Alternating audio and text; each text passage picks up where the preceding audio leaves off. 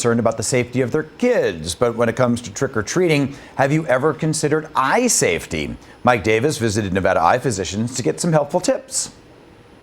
Halloween is just around the corner, and when it comes to trick-or-treating, safety is always top of mind for parents. But have you ever considered eye safety? That's why I'm here at Nevada Eye Physicians learning more.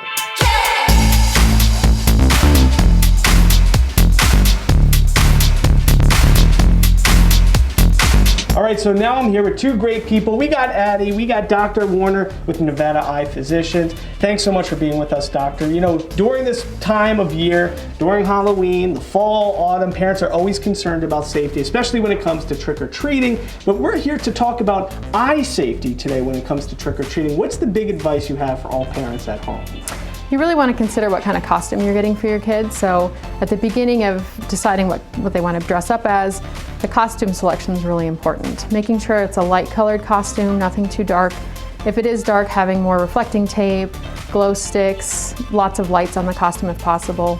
You also want to consider how they can see with their costume, so the proper mask selection, making sure that they can see everywhere, especially if they're running around in the middle of the night.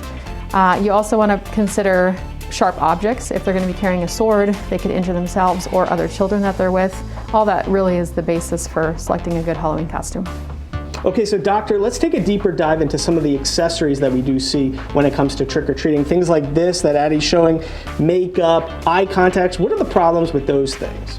So depending on what type of makeup you get, not all makeup is bad, but if you're choosing things like the glitter that can fall into the eye and cause irritation, if it's old makeup from last year, that can be expired, it can have bacteria on it, you can give yourself conjunctivitis.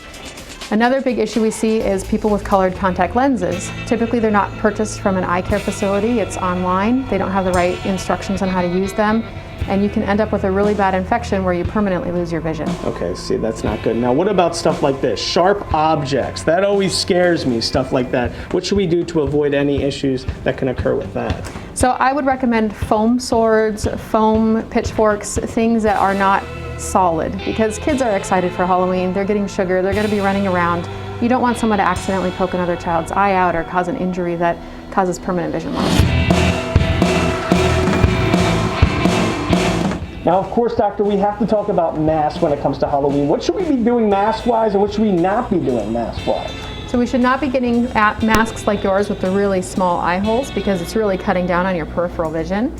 I would recommend ones with larger eye holes like this, or even ones that wrap around the head so that way you get really good wide field of vision when you're out trick-or-treating. All right, Dr. Warner, thank you so much for all this great information. And Batgirl, can you say back to you guys in the studio? Back to you guys in the studio.